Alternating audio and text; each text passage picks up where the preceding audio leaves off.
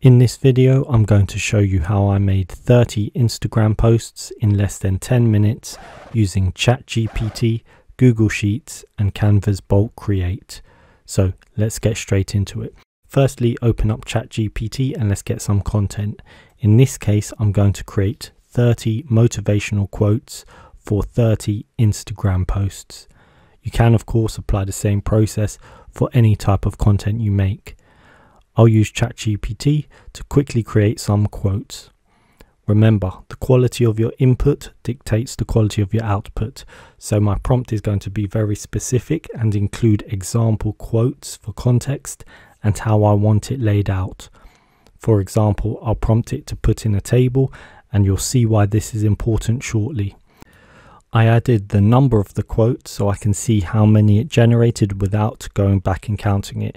Sometimes ChatGPT stops generating after so many characters, so it's useful to see how many there are, and if it does stop, you can always ask it to continue. I also added a word limit so that it fits within an Instagram post. Once finished, highlight all the quotes and paste it into a Google Sheets document. I will right click and paste the values only so the styling is not pasted across. Now save as a CSV file so we can import the data into Canva later.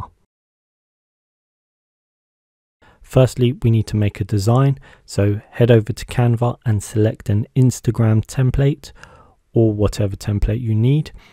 I'll just use a blank template.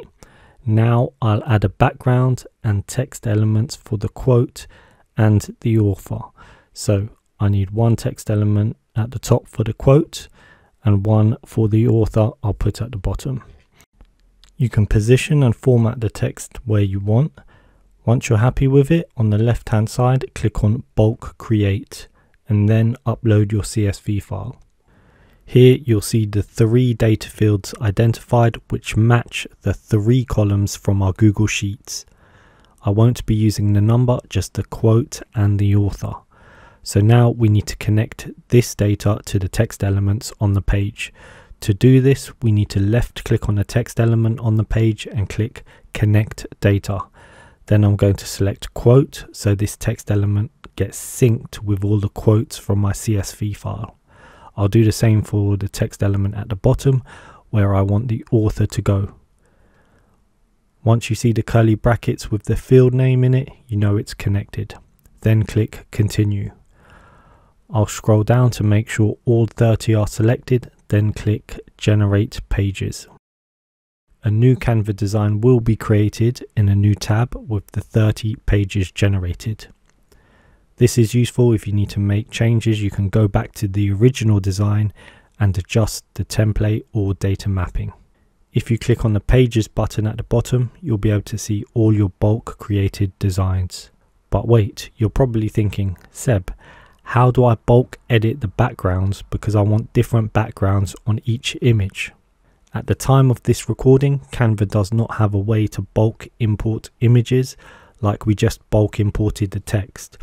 If you're watching this in the future, where Canva has released this feature, then please leave a comment about how to do it. I'm sure other people will thank you for it. Currently, in order to change the image, you need to click on each page and change the background manually. Alternatively, you can go back to your original design, not the bulk created one. Then we need to delete the background and insert an image frame. We will then connect this frame to an image. I'll just stick in a square one and make sure it covers the entire page. Now I need to click on bulk create. Instead of clicking upload CSV, I'll click on enter data manually.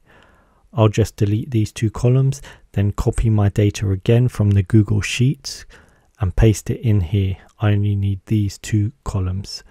I also need to name these 2 column headers so we know what to connect it to. Now we can click on add image to add a 3rd column for our images. This is the long part that hopefully Canva resolves at some point in the future.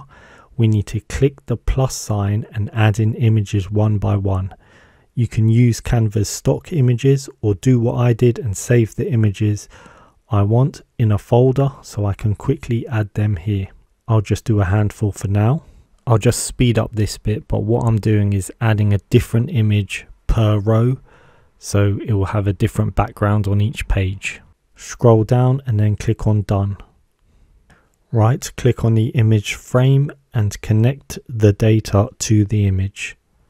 There should only be one available to select. You cannot connect text to the frame, you can only connect an image to the frame. As you can see, my previous text elements are still here. Then click Continue and generate the page you need. I'll just select the handful of pages that I added images to, so I'll unselect select all and then select these ones. Then I'll click on Generate Pages, and after a couple of seconds you'll be able to see there's now a different background on every image. In this case, the white text might not be visible on some of the backgrounds, so what you want to do before you generate the pages is to add a dark filter over the image frame. I did this by making a black rectangle and then making it transparent and placing it over the image frame. This will make the image slightly darker and the white text will be easier to read. Once you've done that, generate the images again and you're good to go. Once you're happy with the design, you can click share and download the images. Alternatively, you can click share on social and connect to your Instagram account, and then you can post it directly to your Instagram.